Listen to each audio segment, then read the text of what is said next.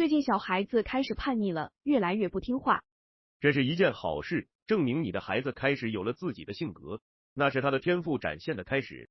小孩子没有叛逆这回事，因为叛逆是忠诚的反义词。你孩子从出生到现在，应该还没有向父母宣誓过忠诚吧？因此，是你感觉到他和你的不同，你给他加了一个负面的定义而已。但是，孩子不听话是一件很难受的事情啊。如果孩子很听话，那仅仅是学会跟随父母，听从父母。如果这样的话，可能我们现在还在坐马车点蜡烛呢。我坚信，人类的孩子必然比父母优秀，否则人类就无法进步了。如果人类的孩子听从父母，跟随父母点蜡烛，不去异想天开、好高骛远的发明电灯，哪里会有现代的科技和文明呢？所谓的不听话，不过是他开始有了自己的思想，但想法和你不一样而已。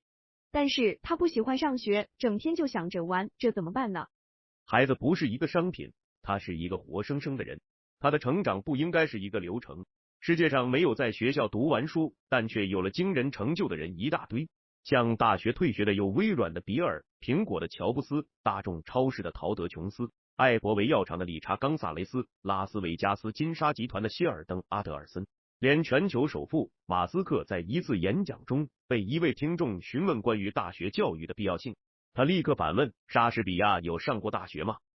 他说，不需要上大学就能学到东西，而大学教育的价值是在看到人是否可以在某件事上努力工作。大学基本上是为了追求乐趣，是为了证明你能完成任务，但他们并不是为了学习。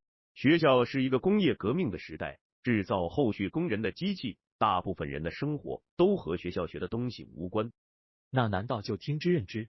孩子只是通过你们来到了这个世界，他小时候的可爱已经回报了你的辛劳。他不属于父母，他属于他自己。父母如果有爱，那么应该是陪伴和支持他，而不是让他听话，因为这样可以保持他的好奇心和想象力。但是别的父母都在爬等鸡娃，我不希望我的孩子输在起跑线呀。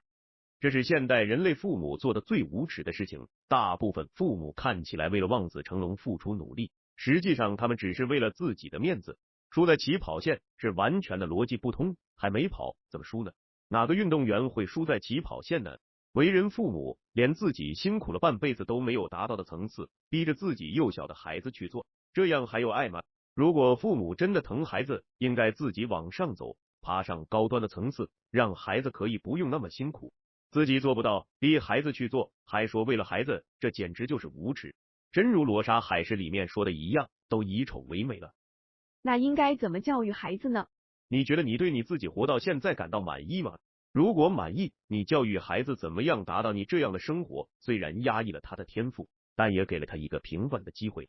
如果你对现在的生活都不满意，你怎么可能有一种让他变得更好的方法呢？小孩子通常无法教育，这个看看你自己小时候是如何应付你父母的就知道了。但小孩子可以引导，我觉得小孩子如果能够领会到2点，这辈子就不会太难过了。1. 学会如何让自己快乐；2. 学会如何不太讨人厌。